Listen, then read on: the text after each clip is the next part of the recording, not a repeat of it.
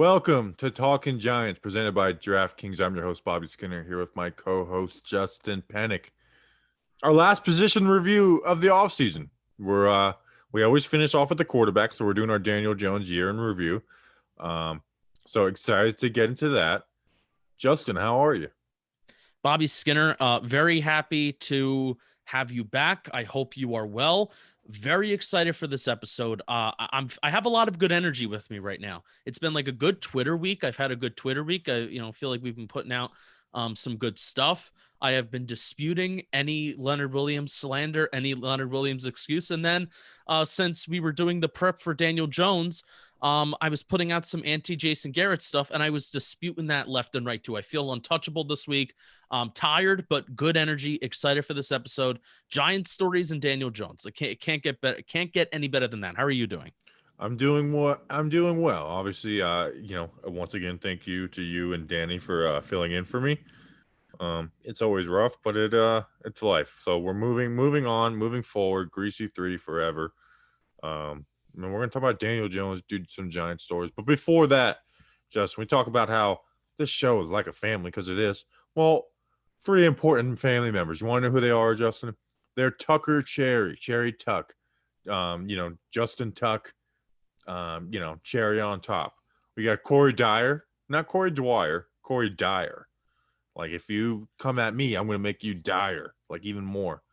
And then Eddie Watson. And, that's kind of a simple name, but you don't see many Eddies anymore, Like Ed, and Ed. I think maybe Ed, and Eddie, the show, stopped people from being named Eddie after that.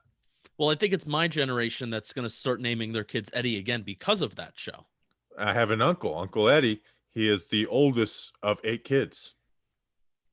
Wow. You have a big family. We were texting about that. It's kind of crazy. But those wonderful people, we also have a big family. I mean, Bobby, what do we have? Almost 170 family? No, that's not true. Is we it have true? More than that, but we have 168 paid family members. 168 paid family members. And those 168 people, including people that sponsor today's episode, including Eddie Watson, will be invited to our funerals. That's a big bonus. That's actually, you know what? That's a new bonus to Patreon. If you are a Patreon member at the time of any of our deaths, you will be given an invitation to the funeral. Kind of morbid. I mean, it's a good perk.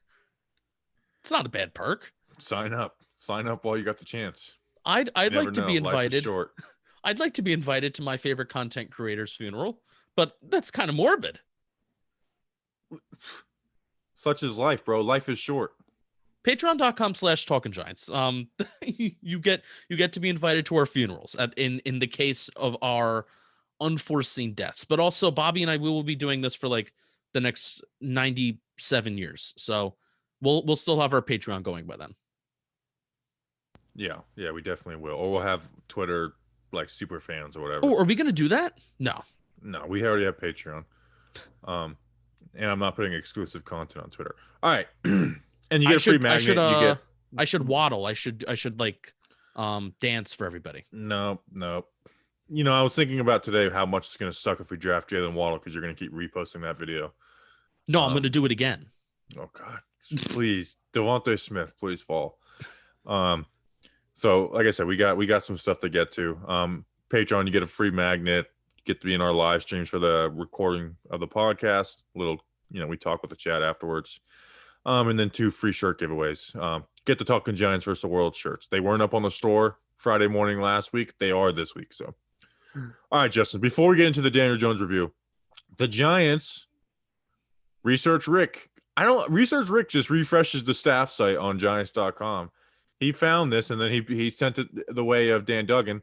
John Berger, who was basically the first analytics guy for the New York Giants, was there since 1981, is no longer with the Giants. They said it was amicable, but pretty interesting. But you think a guy who's been working since 81, 40 years later, it might just be him retiring. So we have no clue of what went down, or at least I don't.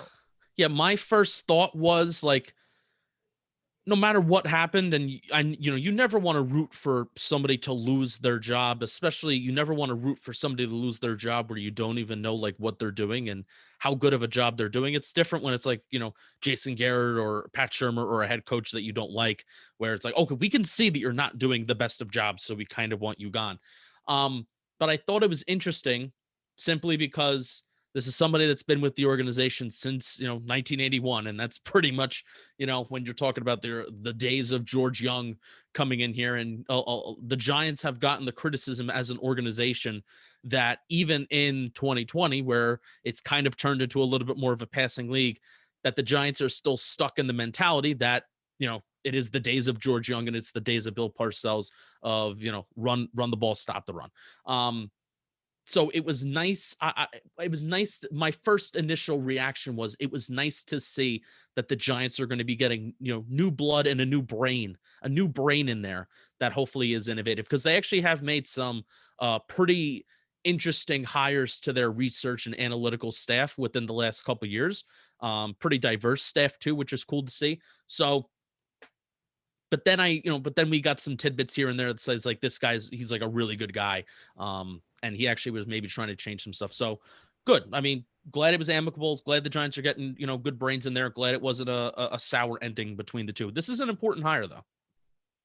Or departure. Yeah, for sure. Analytics. Somebody in the chat said Jason Garrett's going to carry the casket to let you down one last time. Matthew Gilroy. Oh man, don't put that energy in there. That's brutal. Well, hey, if you get to go to our funerals, you'll get to see Jason Garrett and tell him, speak your mind to him. All right. Justin, are you ready for the Daniel Jones 2020 year in review? Oh, I couldn't be more ready for anything in my life. We're going to try and not get too numbery because I have a page full of numbers and splits and deep ball and we're going to try and not get too numbery on this. Yeah. So here's going to be like the preface, I'm going to also be making a YouTube video where I'm going to try to include numbers. I'm going to try to include graphics, and I'm going to try to grind that out for everybody. But I've never asked anybody to like trust us in what we're saying. Never, because I don't view myself as, somebody who's very smart. I think Bobby and I, we just pride ourselves that we work hard.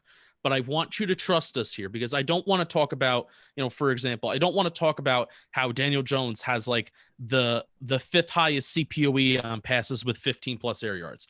I'm just simply going to say that Daniel Jones was one of the most efficient deep ball passers in the National Football League this year. And and I want you to trust me and believe me that is a true statement, which could, encompass a lot of different stats. This is why I love this episode, Bobby, because there is no other position in the game of football that has as much data, as much nuance, and as much. It's just fun to look at quarterback data. It's fun to look at quarterback performance because it's so important to a football team. And also it makes up so much about what a football team does. So I want you to trust us in what we are going to say. That's not going to be like super numbery or anything like that. Because we just want to have like a cool conversation. But a lot of my thoughts, Bobby, it is shaped around the numbers, and it is shaped around what the numbers are telling me. And I try to form my opinions from there. Well, Justin, Daniel Jones rookie season in 2019. It was fun. It was the one fun thing about the 2019 season was Daniel Jones. For people who watch film, that's what you look forward to, watching Daniel Jones, watching him throw 24 touchdowns in 12 games, watching him, have 2 rushing touchdowns. It was fun, and there was so much excitement going into this season for the Giants offense because you had the same players there. Okay, you had the same players. Andrew Thomas, all in all, was an upgrade at left tackle. Fleming was a downgrade over Mike Remmers, but everything else seemed to, Nick Gates was an upgrade. Everything else was the same. The only difference was Saquon got hurt, Ingram was healthy. So you're excited for it, and it starts off bad. The offense for the whole year is bad. So it never was like, feeling amazing. But we were 0-5, and when you're 0-5, drafting a quarterback talk starts happening. Yep. It just does. Now we got to 6-10 to where we're not in that talk anymore, but it was happening. And then that Tampa game, that Tampa game was, and we'll talk about that, the splits between those, that landing mark of the season. That was a rough moment, man, on Monday Night Football. Like, I don't think he'll ever have even if Daniel Jones doesn't work out, I don't think he'll ever have a low moment like that Tampa Bay game. And the crazy thing about that Tampa Bay game is that he did lead a almost game-tying drive. It was just a failed 2-point conversion that resulted in us talking about how that's Daniel Jones's worst game of the season versus him almost pulling off a comeback victory against the would-be Super Bowl champions. Yeah. It's crazy looking back at that. Yeah. And, so everyone knows I like Daniel Jones. I believe in Daniel Jones. Doesn't mean I'm like for sure he's going to work out, but I believe in him.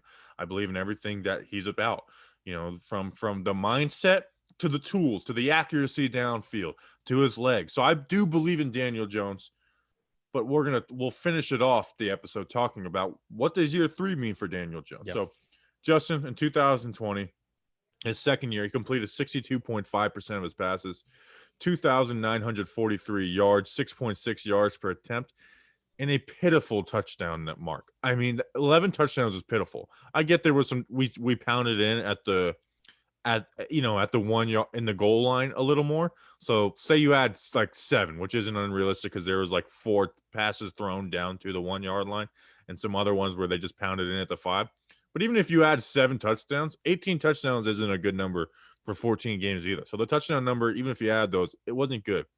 10 interceptions, which is a good number. Like 10 interceptions is a good number.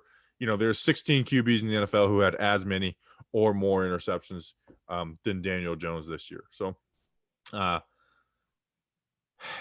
he had 11 less passes and 2 more games, though. He played 2 more games without Saquon Barkley and had 11 less passes than 2019. And he was sacked at a higher rate. So he was sacked at a higher rate, and his time to throw was down around 1/10 of a second from 2019 to 2020. His time to throw was actually down a little bit, partially because his air yards was down by probably around 2 yards as well. Yeah. And then, like I said, his time to throw was 2.76, which was 19th most in the NFL. Justin, it was an up and down season for Daniel Jones. But I think the thing you hang your hat on, if you're someone like us, is the surrounding cast and Jason Garrett as well were not good. They were not good as well. That doesn't give Daniel Jones an excuse, but it's just the fact of the matter. Offensive line, like he was the second most pressured QB of any QB who played 8 or more games. He had the 4th most sacks in the NFL, and he missed 2 games. Yep. The wide receiver separation numbers aren't great, but we also do see what they did in 2019 with a very similar, if not the exact same staff. So it's not fully given away, but the only difference is Jason Garrett. So you don't feel good about this year, but I don't think this was a give up on Daniel Jones year.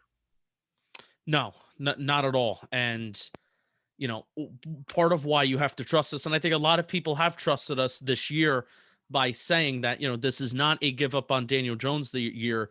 This is a year, Bobby, where we asked ourselves during the regular season, what have we learned about Daniel Jones? What can you definitively say? Even if, you're a casual and you're an average fan, maybe you're listening to us for the first time since the season because Daniel Jones's name is in the title, right?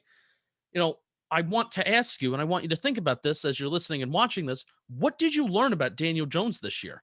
You could say, we continued to turn the ball over. Well, think about how many times Evan Ingram tipped the ball up in the air, right? He continued to fumble, but that's not he really didn't though. Correct. The turnovers were not the turnovers weren't an issue this season. No. Now let me fix that. The second half they were basically gone. The first half they were there, but they weren't an issue. It was just more a carryover from his rookie season because, like you said, the 10 interceptions is a good number. And then 2 of those were flat out in Evan Ingram's hands and popped up, and there's other ones you could talk about. And then, also with now take it with a grain of salt if you don't like PFF, right? I think I do like the turnover worthy plays. It's a tool in the toolbox. I like it when you just compare it from apples to oranges, apples being 2019, oranges being his 2020. And Danny King found this, so shout out to him. Daniel Jones's turnover worthy plays dropped 15 in total from 2019 to 2020. He had 18 in 2020 compared to 33 turnover worthy plays in 2019. So Bobby, I mean, 18 total turnover worthy plays, and he had 10 interceptions and how many fumbles? Well, let's talk about the fumbles. Yeah. Officially, he has 11, but he had 9. Remember the Wayne Gallman handoff in Dallas? Whenever a handoff is botched, even though it was 100% Wayne Gallman's fault, they count it to the QB. So that's 10. And then the toss to Evan Ingram. Yep. And please miss me with the, well, it wasn't placed perfectly. It was a toss that hit his hands, both of them, in the palms. You catch that, okay? Just because it, so that's not a fumble on Daniel Jones. So that's 9. So that's 9 on the season. And then you look at his 2019, he had 18, but let's call it 17 because similarly, remember the Damari Scott sweep versus Green Bay that he dropped. They counted that as a fumble. So snap-wise, he played 810 snaps this year compared to 816 in 2019. So the exact same number. And what did we ask for the fumbles this year? Cut it in half. Well, that number is literally cut in half. Yep. And then when you bring into even more context, when do you fumble the ball? On sacks and on carries. Those are the times where you're getting hit. Those are really the only times a QB can have a fumble. There's obviously some other instances, but those are the main ones.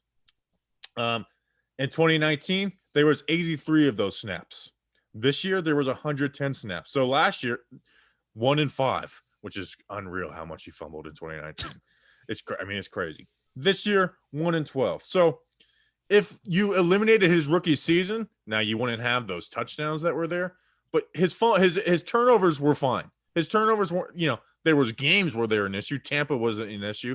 The interception late versus the Rams. But big picture wise, you're not worried about Daniel Jones turnovers in year 2. The issue is that with the reduction of turnovers, we didn't get the same production of scoring and touchdowns there too. Now I can imagine the average person that may be listening to this is saying, oh, well, you guys criticize all the time how Daniel Jones and Jason Garrett, they don't throw the ball downfield enough. They don't throw the ball down the field enough. And that's why, you're saying Daniel Jones cut down on his turnovers this year. Well, it's because he didn't throw the ball down the field and he was being conservative with the ball. Bobby, that was not the case. He did not throw Daniel Jones, that is, he did not throw a single interception that was over 20 yards. In fact, 6 out of his 11 touchdowns came from 20 plus yards downfield. From 10 to 19 yards, he threw 4 interceptions. From 0 to 9 yards, he threw 6 interceptions with 5 touchdowns. I'm not the biggest fan of touchdown to interception ratio and saying that that's a legitimate stat. But you want to know what? When you're targeting between 0 to 9 air yards in terms of depth of target, and your touchdown to interception ratio is like 1 to 0, or interception to touchdown ratio is 1 to 0, that's kind of bad. Bad. The interceptions came on the quick hitting plays where it was you had to have a pre-snap read, which is what this offense was based on. So it was like that kind of screwed him. Instead of letting him read from deep to short, they had him reading horizontally. And if you want to look at the effects of that, look at Justin Herbert, how down people were on from his last year at Oregon, and in a horizontal offense. Then you put him in a vertical one at the Chargers, and he has the rookie of the year, And it's funny, you look at Justin Herbert's per game numbers with Daniel Jones rookie year, they're like exactly the same when they're both in that vertical offense. So, we know Jason Garrett's staying, but they have to implement more of the vertical game. And I guess that can lead into the deep ball numbers, Justin. He had the best QB rating in the NFL in the deep balls. He completed 50%, 20 for 40, 652 yards, which is 16.3 yards per attempt, 6 touchdowns, like you mentioned, 0 interceptions, like you mentioned. The highest completion percentage was Deshaun Watson at 52%, but he also had 3 interceptions. So Daniel Jones had the best rating, and that's something, we talked about last year. Obviously, his 2019 numbers weren't as good as that. The only one number was better is he had 10 touchdowns in 2019 on deep throws compared to the 6 this year. But that was something I love about Daniel Jones. And it's something, when people ask me, what do you think Daniel Jones is elite at? Because people are like, oh, what is he elite at? My first answer has always been downfield accuracy. Mm-hmm. Deep balls down the field is where I believe Daniel Jones is elite. The percentage of plays with 15 plus air yards was 27th in the National Football League. So the fifth least they ran. Daniel Jones was targeting 15 plus yards down the field. So if you want an actual total with that, and this is according to Sharp Football Stats, if you want a pass frequency, 4% from the left sideline, 15 plus air yards, 5% from what is considered the middle of the field in between the hashes, and 6%, 15 plus air yards, that is counted on the right sideline. I will say all right, so we've talked a lot of positive Daniel Jones. There's one thing accuracy that I want to mention. One thing accuracy. Now this is just looking at overall completion percentage and looking at overall passer rating. It's not me, saying, oh, this is his on target percentage, blah, blah, blah. But the only spot of the field where Daniel Jones had below a 58% completion rate was the left sideline, 15 plus yards down the field. It was a very bad 28%. Everywhere else over the field, Bobby, and we even talked about this like over the bye week, I think, or even with the Tampa game, because I wrote about this in Talking Analytics that week, where a big concern of Daniel Jones stemming from his rookie year was his accuracy outside the numbers. That was a big concern. At least on the right sideline this year, he was about average. Towards the middle of the field, Bobby Skinner, I want you to guess what Daniel Jones's passer rating was over the middle of the field when he was targeting receivers, tight ends, running backs, whoever, over the middle of the field. I want you to guess what it is. 158.3. And what is 158.3? A perfect passer rating. A perfect passer rating. Perfect. You cannot get better than that. You can say it's from low sample size. Yes. Blah, blah, blah, blah, blah. But Bobby, throwing the ball deep was the only thing that worked with any consistency in this offense. Jason Garrett's offense is one that is designed to be an efficient, quick-hitting offense, but instead, Daniel Jones was continuously holding onto the ball at an above-average rate. His wide receivers could not create separation, and therefore, because they couldn't create separation, they could not create yards after the catch. I want to talk about yards after the catch numbers for a second. Yards after the catch per completion. This is per Pro Football Reference. 5 yards after the catch per completion in 2019. In 2020, it was 4 yards after the catch per completion. That is an entire yard less. Jones was tied for the second least, in terms of when he was targeting his guys, second least out of all quarterbacks in yards after the catch per completion.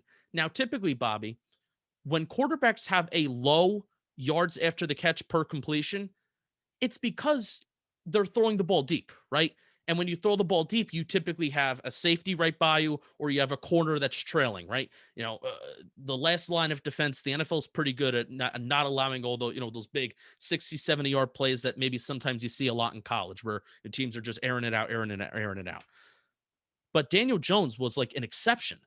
His air yards, his air yards per attempt and his air yards per throw was around 7 yards, yet he was like the second worst in the NFL in terms of getting the yards after catch per completion. Typically, all the quarterbacks that are bad at getting yards after catch per completion, now I'm not saying quarterbacks is like that's their fault, but the offenses and the quarterbacks that don't benefit from yards after the catch, they're averaging like 8 and 9 air yards per attempt. Daniel Jones is the exception in that regard. So it's just so mind-boggling that we have a system and we have an offense right now, and Dan Schneider says it best, where it really is designed to get 10 yards every 3 plays, and that is just not who Daniel Jones is. It's almost like not who the NFL is anymore. No, it's not. The NFL is a league that's built off of explosive plays. If you've been listening all year, you know how bad the Giants are in explosive plays, and really, the thing that Daniel Jones has done best in his young NFL career so far with his legs and through the air is produce those explosive plays. Yeah, it's unreal. And I think it comes down to is they looked at the rookie season and said, we got to limit these mistakes. But I really do believe they went about it the whole wrong way. And so we're talking about deep ball and downfield shots.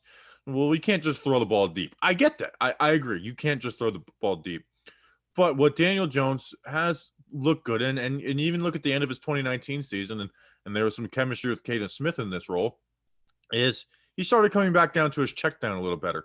Now, he's not progressed enough to where he's Tom Brady, where he's going to know when to get to the swing pass with the running back at the exact right time. Like, he's not progressed like that.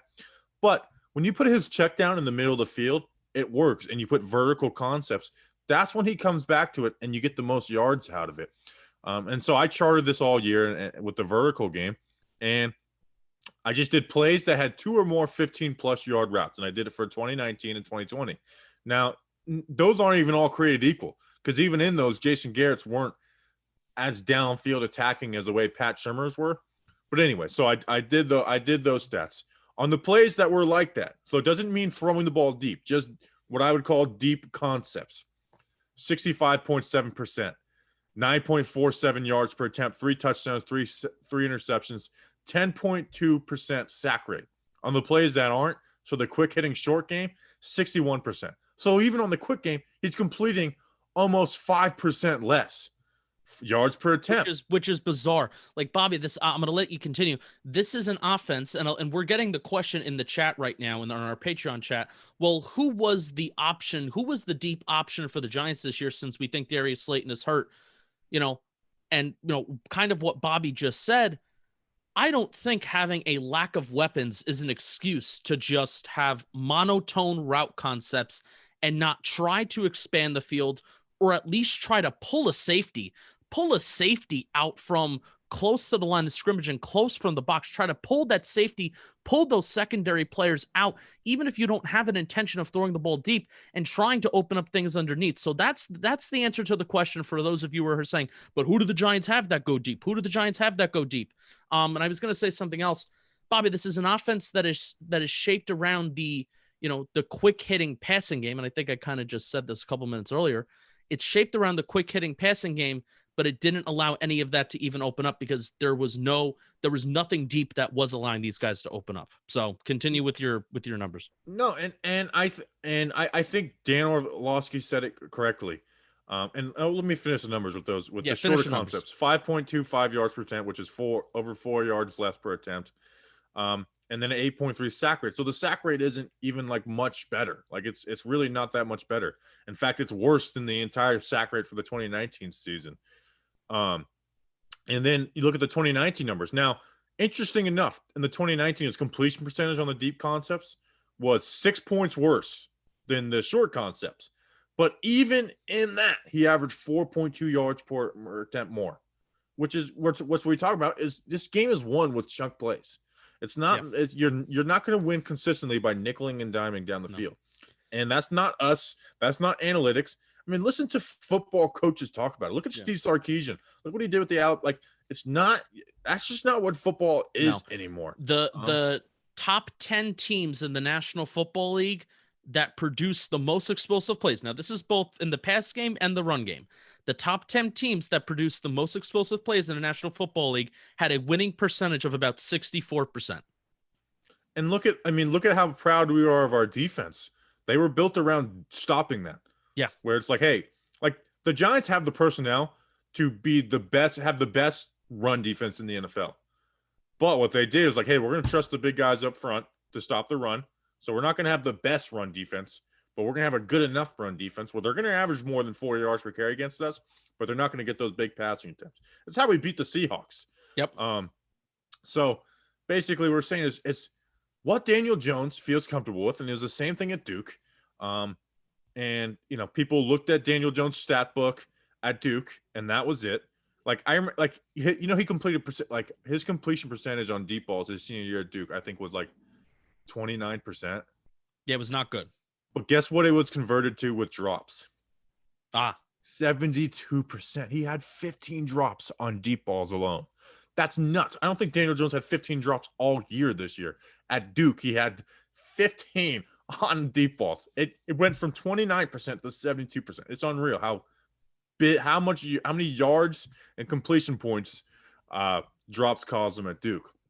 So that was his strength at Duke, So make it a vertical game. Let him read deep. Give him the option to take those chances. And then, hey, if it's not there, come back to your check down in the middle of the field. So while you can see what's going on downfield, you can still see without having to go through progressions like crazy and give him that time to grow. Like, that's the other thing. Is like people are like, oh, he doesn't go through his progressions that fast. Well, one, most QBs don't in the NFL now. Like, there's very few that, like, I have numbers on that. I think someone did a number, like a stat, and maybe you have it, of how many percent of throws are first read throws. Like, the NFL is a one read league right now. I have those numbers exactly. The PFF QB annual does it. Look distribution. Daniel Jones on his first read, 70% of his, I don't know if this is passing attempts or completion. I would guess this is completions. 70% of his completions went to his first read. Guess what the average is? 65, I think. 69. Okay, so nice. And here's the thing is, with this offense, it was built like, not only do you have to go through your progressions, but you have to know it was all pre-snap. Where it's like when you have everyone breaking their route at the same time, there's no time for progression. I have numbers. I have numbers on that, by the way. There's no time for that. There's no time for progressions when every route is breaking at the same time and you're running, both outside receivers are running curls. That's not going through progressions. No. That's knowing what's going to happen before the play. Well, guess what happens when they're playing press man against curl routes before the play? There's no progression. There's nowhere to go, and you end up taking sacks. You end up getting hit. You end up throwing tight passes that get popped up, and there's someone behind him, then it turns into an interception. So it wasn't built for him, and it's the 6th overall pick. And the excuse that, they were built for Saquon. Well, guess what? You had 14 weeks to figure it out after that. And then 2, Daniel Jones was the 6th overall pick. The offense has to be built around him. It has to be built around him. And this idea of building for Saquon, they shouldn't be like, I don't get like, oh, you build the offense for Daniel Jones or build for Saquon. How about you build it for both your first round picks? How about that? Like, let's put our minds around, let's grasp that. How about we build our offense for our quarterback, the most important position in the NFL, not running back, the least important. And you can still build things in, have it in the passing options. Like, that's what you do with Saquon. Make passing plays where he's the number one option. Like, that was, if there's one criticism I had of Shermer, is there wasn't enough with that with Saquon Barkley. Yeah. It's frustrating. It's like, man, it's like, and we had the conversation in season, then Joe Judge came out and kind of dispelled that, where it's like, do they even like this guy? Because it seems like they're like almost like trying to make him fail at sometimes. You mentioned tight windows. We've been basically dancing around the whole point of, guys aren't getting open, route concepts aren't allowing these wide receivers to get open. And yes, does it have something and very much to do with the lack of wide receiver talent? Yes, but you also do have to note that these were the same exact guys that we had from the year before, and Evan Ingram was healthy. So you have to take note of that. And when we actually were using Evan Ingram going down the field and in a vertical way instead of a little button hook Y option Jason Witten way, Evan Ingram was kind of productive. He still had the drops and he still tipped balls up, and he was still frustrating nevertheless. Evan Ingram was actually like the best Giants skill position player to create yards after the catch this year. So that's a bonus. But in terms of Caden Smith, the yak king, because when you check down, your check downs are wide open, so those guys are going to create yak. Same thing with running back. So, but we were talking about tight window rate, or we weren't talking about tight window rate. We were talking about tight windows, and we were talking about lack of separation. So Daniel Jones's tight window rate, according to Next Gen Stats, was 17.4%, which was the 7th highest in the National Football League with QBs with at least 300 attempts. Bobby, the ironic thing again, I will say this again. Typically, quarterbacks with a tight window rate, and I will say it's called aggressiveness percentage in on NFL Next Gen. So let's find, I'm testing out this theory on the fly. Drew Lock had a 19.6 aggressive percentage. And guess what Pat Shurmur's offense is? Vertical. Yeah, I think Drew Lock threw downfield more than any QB. Carson Wentz, 19%. Guess what that offense is? Pretty darn vertical. Ryan Tannehill has air yards of 8.4 yards. Justin Herbert runs a vertical offense. And his aggressiveness percentage was close to Daniel Jones. And then there's Daniel Jones in there, 17.6%. It's just so out of whack. It doesn't make sense that typically you have quarterbacks that throw the ball deep and they have those vertical concepts, and that's why they're throwing into tight windows, because when you're running those vertical routes, when you're running down the field, when you're running deeper down the field, you're most likely going to have a guy that's trailing behind you, versus when you're utilizing the intermediate part of the field. Typically coordinators and typically schemes find a way. A lot of people like to talk about, well, a quarterback has to find a way. Typically schemes find a way to get their guys and scheme their guys open. That just was not a thing with this offense. And there's one other thing that I want to mention in terms of, I feel bad that I did not bring this up during our offensive line episode, where I was kind of tough on the offensive line and saying they really have to improve. They really have to take a step up. Bobby, Daniel Jones was the 4th highest blitzed quarterback in the National Football League this year. And that's just a pure raw number. And he missed 2 games? Yeah. So I'm not even talking about like the 4th highest blitzed. And he had less attempts than most of those QBs ahead of him too. So I think he had the highest blitz rate. Yeah. So we're talking about an offense that Daniel Jones held onto the ball higher, around average, higher than average, right? When it's utilizing the quick game, when guys aren't open, when you're not stretching the field, when there's only a single high safety.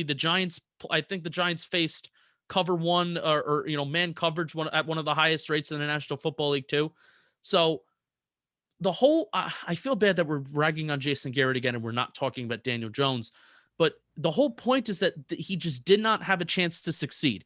Can we move to Daniel Jones in terms of, like, you were talking about his lack of touchdown passes? I kind of want to move to like his production and kind of talking about him as a whole. Let's rag on Daniel Jones a little bit, okay? Let's rag on him a little bit. Go ahead. Let's rag on him a little bit. Let's talk about the first 8 games, which the 8th game was Tampa. Yeah. His numbers: 61.8% completion percentage, 6.12 yards per attempt, 7 touchdowns, 9 interceptions. That's horrible. Those are horrible numbers. The interceptions are really high. The touchdowns are low. The yards per attempt is low. The completion percentage. I mean, it was not good. I mean, and you can, like, the Steelers game, we felt good about him, but the 2 interceptions were costly. I didn't hate either one of those decisions, to be honest, but they were costly. But the Steelers game, the Bears game, he has the strip sack. Like, that wasn't a good game. The Rams game, we had a chance to win that game, and he throws an interception at the end. And he had green grass in front of him. He throws an inaccurate ball on the sideline. That loses the game. That was the only game. That was the only game out of the first 10 weeks, which, to be honest, Bobby, I'm only evaluating Daniel Jones from weeks 1 to 10. Because then he gets hurt. He had a pretty darn good game against Cincinnati, but he didn't play that entire game. Then we had the bye week in week 11, and then he misses 2 games, and we're talking about he's playing on one leg in Baltimore. And, well, I guess you have to include Baltimore. He was fine. He was fine to throw Baltimore. The only game I would say that for is Arizona, but if it's just one game, I'm throwing it in there too. Yeah. So I'm mainly evaluating Daniel Jones when he can clearly run. Which we'll talk about his rushing, but out of the first 10 weeks of the season, that was the Los Angeles Rams game was the only game where he had a negative passing EPA. So continue. Yeah. So the Rams game was bad. And then we have the Dallas game where he plays fine in that game. The Eagles game plays good in that Eagles game. And then Washington screws us. Washington week 6 before the Philly game. Yep. Plays good in that game. Really ran the ball very well. I mean, him running the ball was more valuable than throwing the ball that game. So he played average in that game. So you're thinking he's turning it around, and then you have the Tampa game where he misses throws, and missed throws happen sometimes. They just do. You'll have a game where you miss some big, deep throws. It happens, especially when you kind of have to get those guys perfect. But these guys, they were open in that game. He misses those. And the 2 dumbest turnovers of his entire career made no sense. One, just game-wise, like, you're winning in the beginning of the second half, and he's just, like, getting tackled and just throws these balls in the air. The 2 dumbest decisions of his career. It puts the Giants at 1-7. Like I said, I just mentioned those stat lines. That stat line is horrible. It's a different coaching staff. Like I said, we're 1-7, so we're primed for a high draft pick. That was the first time in my mind where I was like, damn, we're going to have to look at QBs this offseason. Yeah. That was the first time where I was like this is, and it was on a Monday night. Like it was a big game, you know? And like they said, they could have won that game. They have that fourth quarter, that last minute drive. And then on the 2-point conversion, he hesitates. It's there. He hesitates. Daniel Jones flat out lost us that game. That was such a, like, at that point, I was like, man, if this second half of the season goes like this, we're going to, like, and if you could see my post-game reaction video, I said, it's like, if the second half of the season looks like this, we'll be looking at quarterbacks in the draft. We're going to be doing a quarterback episode. We're going to be deep diving into all the quarterbacks because this is bad. That was a low moment. And do you think that was a wake-up call for him at all? Because like we said, we'll talk about the numbers in the second half. He had one interception, and it was literally right in Evan Ingram's hands versus Dallas, and he pops it up. I think so. Basically, he had no interceptions. Like I'm not counting that as an interception. He had no interceptions. His yards per attempt went up to 7.25. Completion percentage went up to 63.6. 4 touchdowns. The touchdown number still stuck. But he was good in the second half of the season, minus the Arizona game. Yeah, and Bobby, between weeks 6, 7, 8, 9, 10, and what I was doing when we got to a point where the Giants were looking to possibly turn it around offensively, like, you look at that Dallas game, right? The Dallas game is like week 5. It's like, okay, Giants put up 30 points even though they lost, and Andy Dalton came in here and he was throwing deep balls left and right to Michael Gallup on the sideline. And, so that was a crazy game. And then we win that Washington game. So it's like, all right, we're winning here. Philly, it was a tough loss on Thursday Night Football, but the Giants offense was kind of poking here and there for signs of life. And from weeks 6, 7, 8, not counting week 9, even though that was a win, and then week 10, Daniel Jones was above average in total EPA in terms of his league ranking for that week. He was above average, including the Philadelphia game where he was second in the National Football League, where he went off through the air and when he went off on the ground. And why I look at EPA is if Wayne Gallman does get a 1-yard touchdown, but Daniel Jones is efficiently throwing the ball all driver, he produces some sort of explosive play with his legs or through the air, Daniel Jones is going to get the credit for putting expected points on the board. So even though Wayne Gallman gets a touchdown, Daniel Jones gets the credit in the EPA metric. So there was a good little stretch of one. This even includes the Tampa Bay game, Bobby, where he was 13th. He had a league ranking of 13th in total EPA after that Tampa game across the National Football League, even though we viewed that as his worst game of the season in terms of his performance. Yeah. Well, and even in that Tampa game, like as bad as he played, it's like you kind of get like you got your points from the Golden Tate touchdown was a deep ball, right? The one to Evan Ingram on the sideline, which was a beautiful pass. He catches that. Yeah. The beautiful throw to Dion Lewis for the touchdown. So even in that bad game, he had some throws, which is why you want to have multiple deep attempts per game. Yeah. So then, God forbid, you don't hit on some. You can try and hit on a few others too, which that's what it felt like sometimes. We would have games where, Daniel Jones went 2 for 3 on deep attempts. And it's like, great, we're talking about how those plays worked. But there would be some games where we would go like 1 for 2 or 1 for 3. And that's still a good rate. But it's also like, we're not doing it enough. Bobby, I think we're getting a little long. I feel like we're at a nice little segue. Do you have any other points before maybe we want to talk about year 3? Giant stories and talk about year 3. I think we'll include the whole rushing conversation in the year 3. Well, you know what we're going to do, Justin, because it's not quite time for Giant stories. It's not quite time for the year 3 conversation. And it's not quite time for the madness that is college basketball in March. But that doesn't mean the fun has to wait. DraftKings Sportsbook, America's top-rated sportsbook app, is giving all new players the chance to cash $100. New customers can bet $1 on any team to hit a three-pointer in any basketball game this week.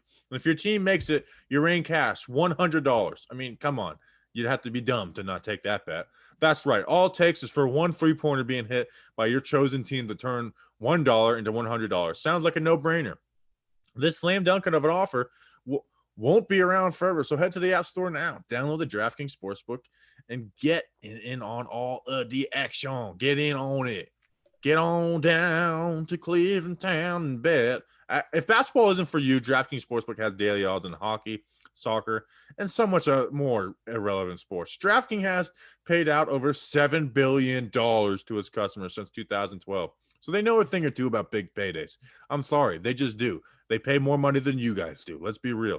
Download the DraftKings Sportsbook app now and use promo code JOHNBOY to get your shot to turn $1 into $100 when you bet on any team to hit a three-pointer in any basketball game this week. That's promo code JOHNBOY for new customers to get a shot at 100 to 1 odds on any basketball team to hit a three-point shot. Only at DraftKings Sportsbook. Must be 21 or older.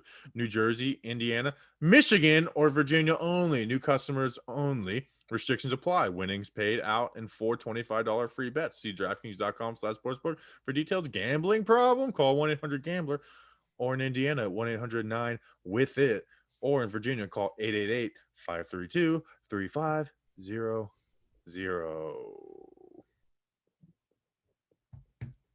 You ready for Giant Stories? Oh, I'm so ready for Giant Stories.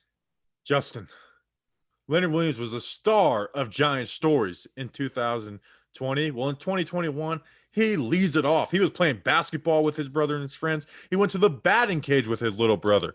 He went to medieval times with his little brother. He was chilling with lizards and frogs on his thumb. David Sills was playing jumbo beer pong. Jonathan Harrison made his contract official and went to a Pretty Girls Drinking Tall Boys concert. I don't know if that's a real band, but it was lit up saying that. And I tried to find the music. Couldn't find it, Jonathan Harrison. Carter Kaufman was playing bumper cars. Shane Lemieux went to a Phoenix Coyotes hockey game. And Jonathan Harrison had a trip to New York. I put his name twice, forgot about it, didn't put it together. So a very short week of Giant Stories. But I mean, I think all of our interest goes to Leonard Williams, right? I mean, he's the star of this segment. Carter Coughlin doing some bumper carts is always fun. I'm a big fan. Is bumper cars fun? Like, I feel like it's the most boring thing. Like, you don't you're not wrecking each other. It's just ooh, like imagine we're not doing it in cars and it's just we slowly run into each other. Like if you get some full speed ahead from the other side and just make some kid cry. That's what you have. Yeah. No, that's what you have. No, you have to look for your friends. But then you're shamed for that. No, you have to look for your friends. Like I wouldn't hit a child. I think you'd be shamed for hitting a child. Well, then stay off the track, kid. If you can't take the heat, stay out of the kitchen, kid. Leonard Williams going to medieval times. Why do I feel like this was not the first time that we have talked about Leonard Williams going to medieval times? If we don't fight to the death, they will kill us both. I think that's where we talked about it, where you brought up that clip. Yes. What episode was that? Oh God. Most underrated Jim Carrey movie is The Cable Guy. I know you're gonna find that tomorrow because I know you. Got to make a TikTok out of it. Dude, I am struggling to think of TikToks. I made one today of snacks when I welcomed them on the show and then ended the show last night.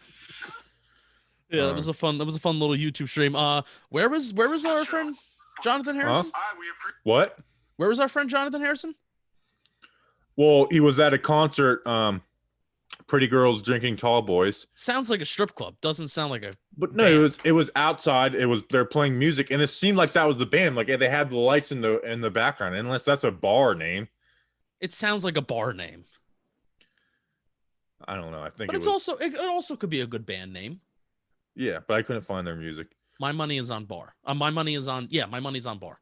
And then he came to New York and made his contract official. And a lot of people were like, "Who is this guy?" We talked. Yeah, it's sometimes I forget how plugged in we are with the Giants.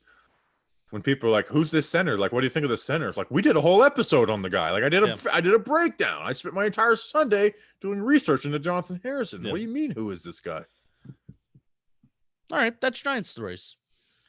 And then Leonard Williams just continues to be the best big brother of all time. He's the best big brother in the world. All right, let's talk about Daniel Jones year 3. Yeah. I hate to say the make or break thing because you know what, it might not be. You know what I'm saying? Like if we go 7-9, 8-8, and Daniel Jones doesn't prove himself, he's probably here for year 4. Obviously the fan base would be ticked off, but the fan base doesn't make the decisions. But I mean, well, here's the thing: we go 7-9, 8-8. The Giants aren't in a position to pick a quarterback. That's what I'm saying. Yeah. So we might, people are like, oh, we got, but it, like we say make or break, but it very well may not be a make or break year for Daniel Jones. So year 3 is important though, because like I look at it with the Jets and Sam Darnold. Have the Jets totally screwed Sam Darnold over? Yes, they have. Do I think Sam Darnold could still be a good QB? Yeah. Now the chances go lower every year where you're not. Your chances of that being happening go lower and lower.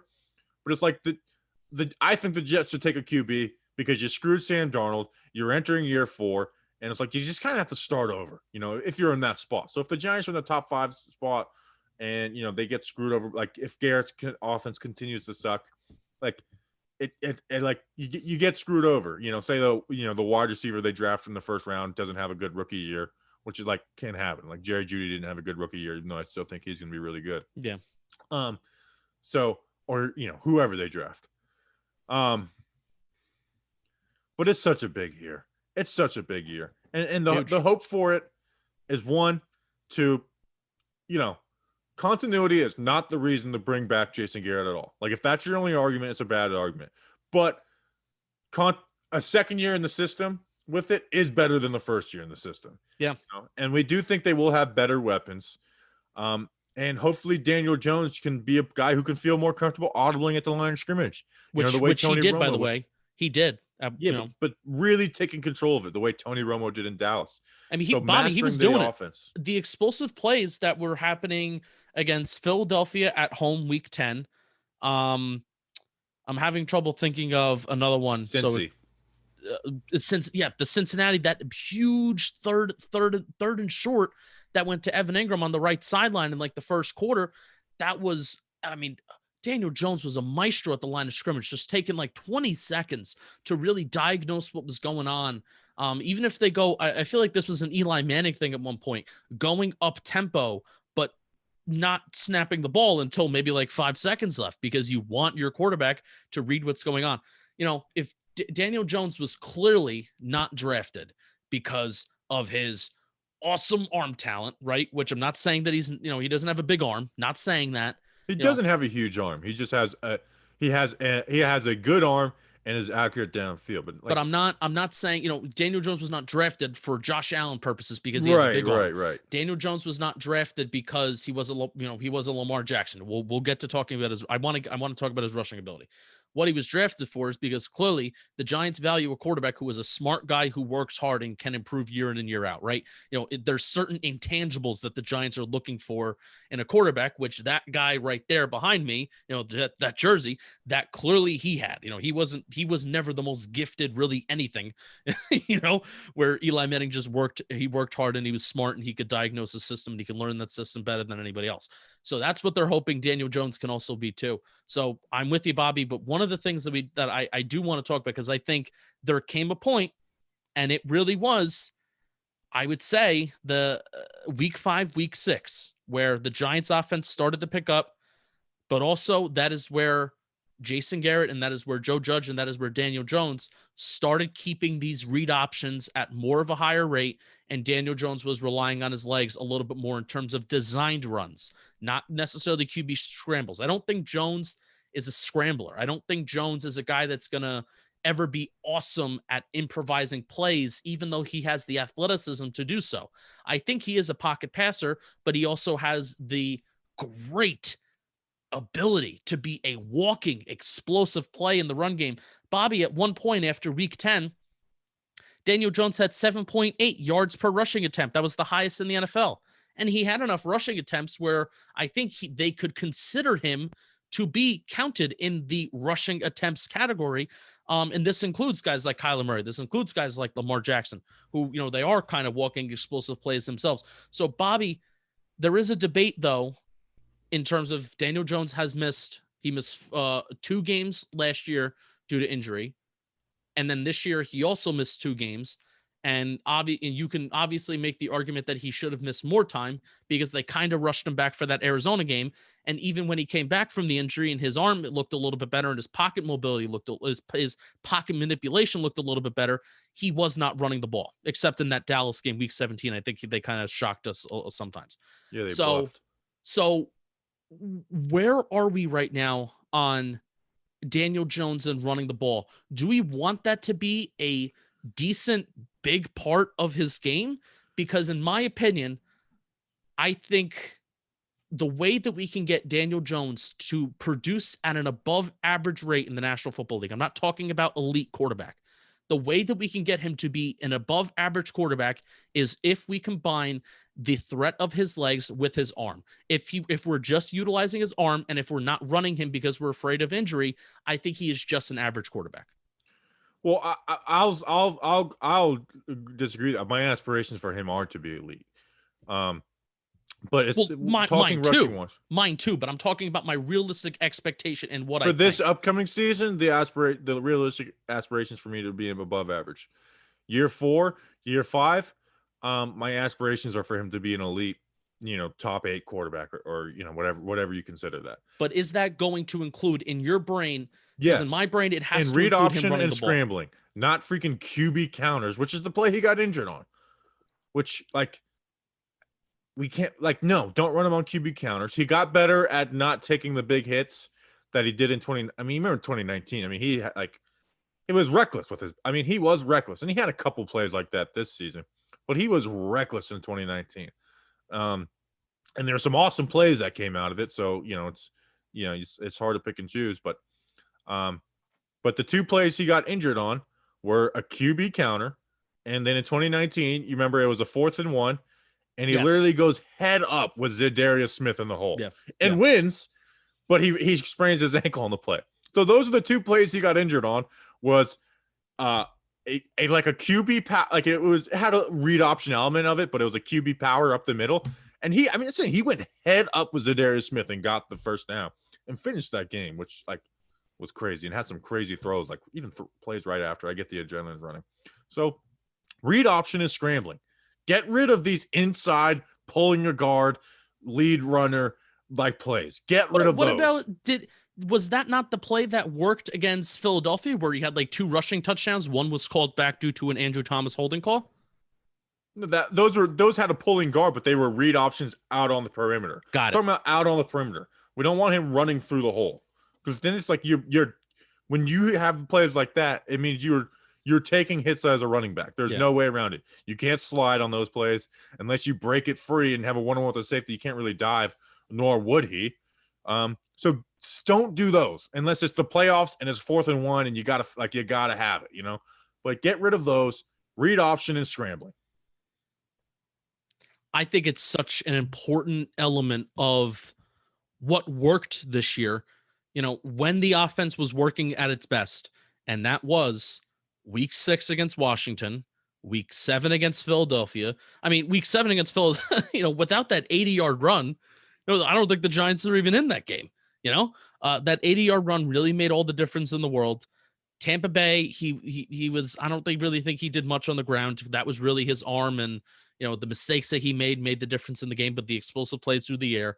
And then obviously week 10 against Philadelphia, the 30-yard the first touchdown of that game was a 30-yard touchdown that set the tone for the rest of the game. So him rushing the ball and running the ball really does bring another element to this offense, because I don't think, Saquon back. With Saquon back, you hope that, the threat of Daniel Jones's legs could be even stronger. Yeah, and what was so frustrating is we didn't run it once in the first. Remember the first 2 weeks? It was Daniel Jones and Sam Darnold were the only 2 QBs that didn't run a read option. It was yeah. They were the only 2 in the NFL. And remember how our running game got destroyed week 1 because they weren't respecting that, and they had Bud Dupree. Everyone's like, "Oh, Bud Dupree played great." He's like, "Did he? Or did he just have a free run at the running back on the backside all game long?" What would have fixed that? Hold it. Let the kid run. And now, guess what? Saquon Barkley is not rushing for 4 total yards. Okay? I'm not saying it would have been some amazing game, but it wouldn't have been non-existent, where I remember we went through all the first down runs in that game. It's like, this is why we lost, because of the first down run. So yeah, but so now they know. Do it. And to think they're not going to be scared because of injury, because guess what they did week 17? They ran it like 3 times. Now Dallas was all over it, but they ran it like 3 times. Well, he wasn't as injured, but he still, I'm sure, was a little banged up. Yeah.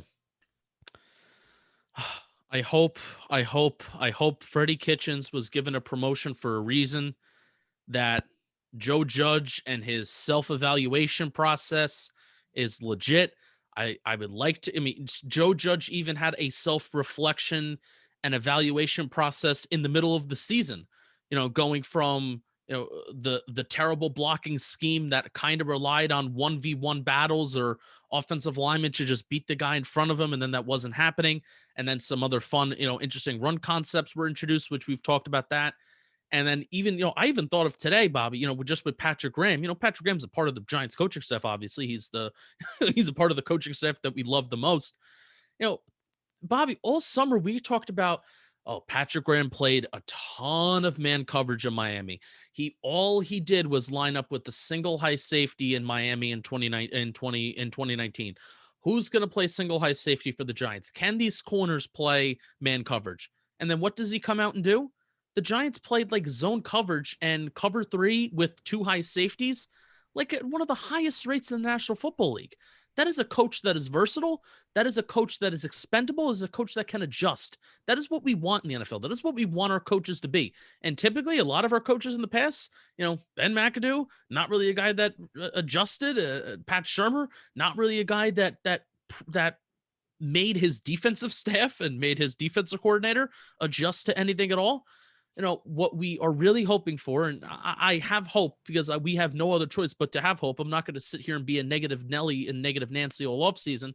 We have to have hope that Joe Judge's self-evaluation process, the self-reflection process of what can I do to get better? The Giants know they need to add playmakers, but hopefully they are also talking behind the scenes that when and if we add these playmakers, we need to do more interesting and diverse things with them to get them open in space and to help out the quarterback a little bit more. Do it, Joe Judge. Get it done. Get it done, Joe Judge. Whether you like it or not, you're stuck with the kid for next year. Get it done. All right, we appreciate you guys. We'll see you on Tuesday. Not sure what we're gonna have on Tuesday. We have we're out of position review, so we don't have that to fall back on. So we're going to get creative on Tuesday. When's free agency? We got free agency preview starts the week after this one. So yeah. All right, so we'll see you then. Appreciate you guys. Until then, let's go Big Blue.